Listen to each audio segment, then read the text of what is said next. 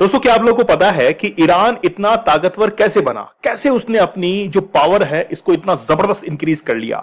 इसके पीछे हाथ है रिवोल्यूशनरी गार्ड्स का।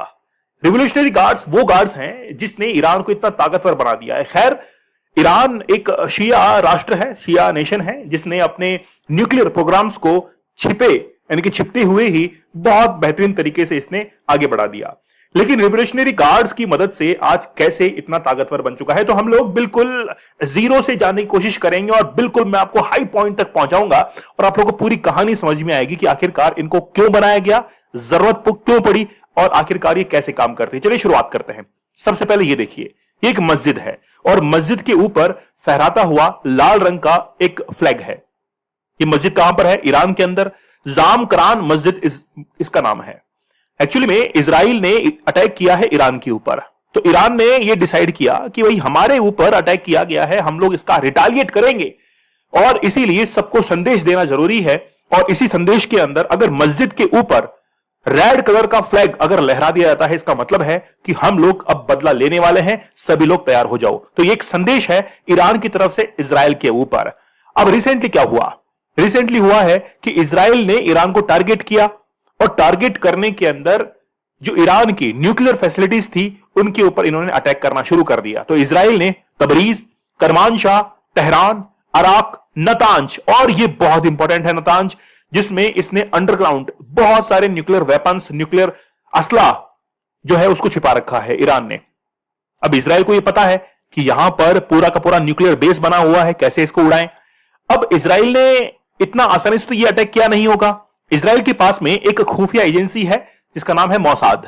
मौसाद ने एक्चुअली में पहले से ही अपनी प्रेजेंस ईरान के अंदर कर दी थी और वहां पर बहुत सारे वेपन्स तैनात कर दिए थे, जैसे ड्रोन्स वगैरह तैनात कर दिए, इन्होंने अपने मिसाइल्स तैनात कर दिए और सीधा अटैक करना शुरू किया नतांज के ऊपर।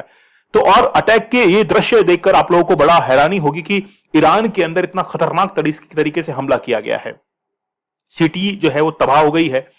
अब एक्चुअली में क्या है, बेंजामिन नेतन्याहू जो कि इजराइल के पीएम हैं, उन्होंने अपना देश छोड़ दिया है और अपना देश छोड़कर वो चले गए हैं दूसरे देश के अंदर। ये जो आप लोग देख रहे हैं F-16 ये फाइटर जेट्स हैं जो कि स्कॉट कर रहे हैं किसको? बेंजामिन नेतन्याहू को, क्योंकि बेंजामिन नेतन्याहू अगर इजराइल के अंदर रहेंगे तो उनके ऊपर कभी भी अटैक हो सकता है, इसलिए उन्होंने अपना देश छोड़ दिया।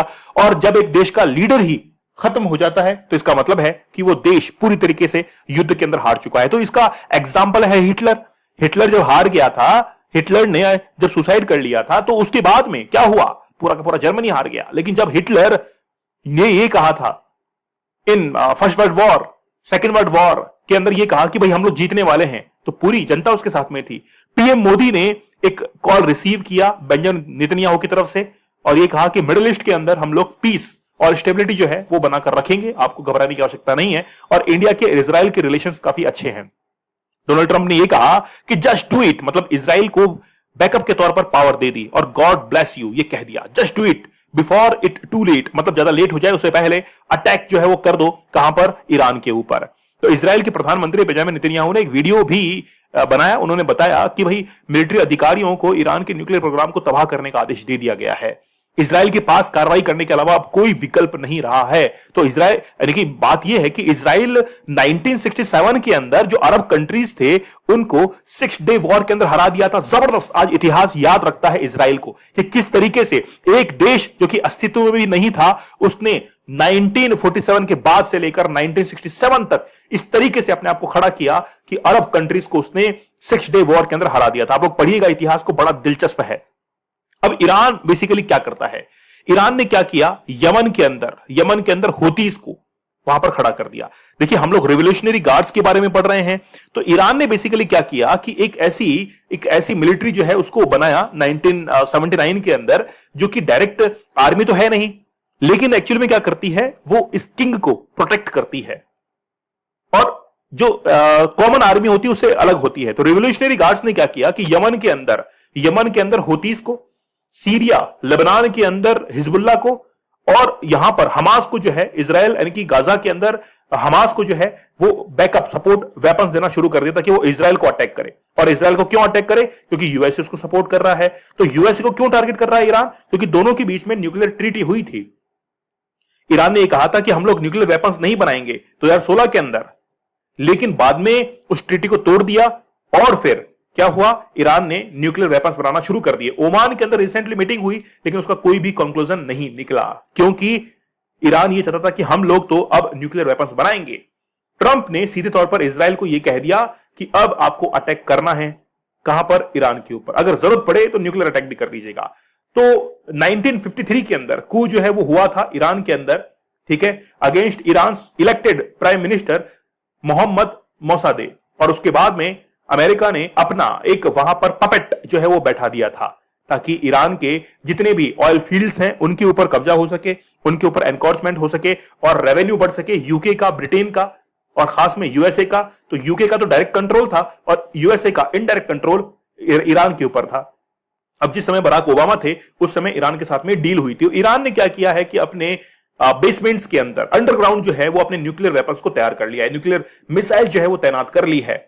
अब 2016 के अंदर जैसे ही ट्रीटी साइन हुई तो ये लगने लगा कि भाई अब ईरान जो है वो जितने भी न्यूक्लियर वेपन्स हैं इनको अपने देश से बाहर भेज देगा और इसीलिए शिप करने के लिए, मतलब ये ट्रीटी के अंदर ये लिखा गया कि शिप कर दिया जाएगा 25,000 पाउंड्स ऑफ एनरिच यूरेनियम। वो एनरिच यूरेनियम को क्या कर देगा? बाहर भेज देगा।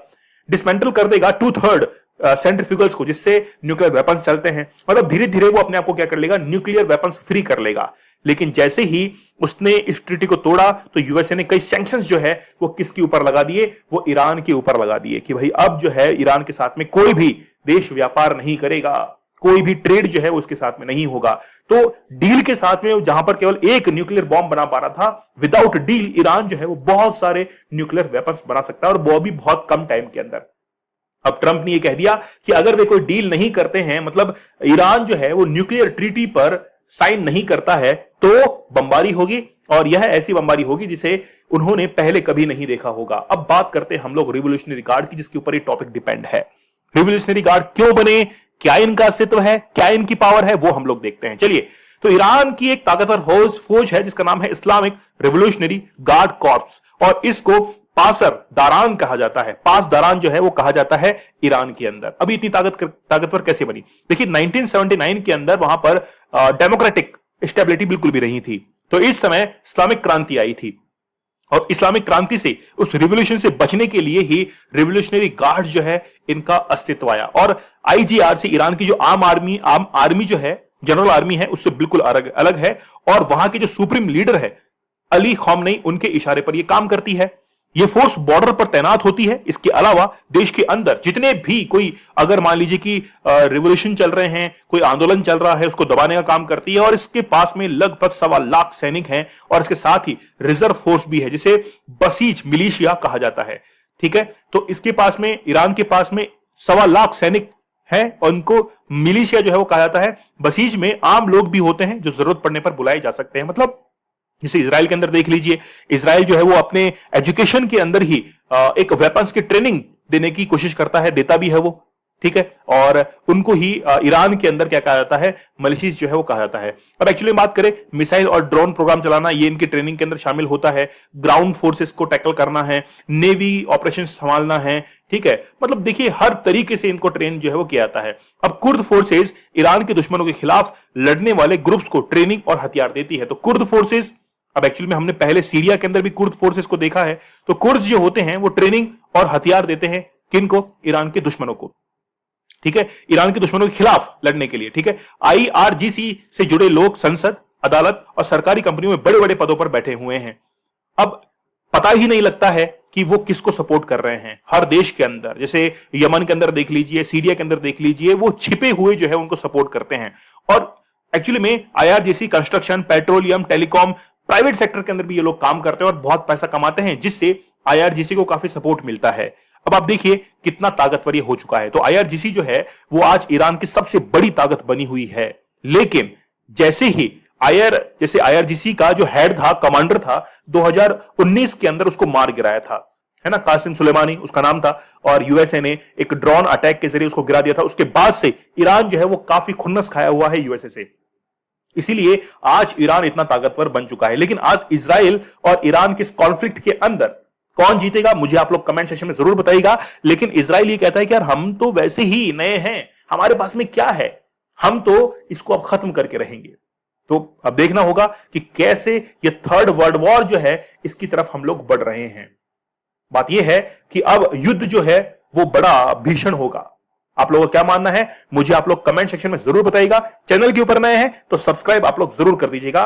बड़ी बेहतरीन जानकारी जो है वो आप लोगों के लिए उपलब्ध करवाई जाती है। तो मिलते हैं आप लोगों से अगले सेशन में, तब तक धन्यवाद। Thank you. जय हिंद।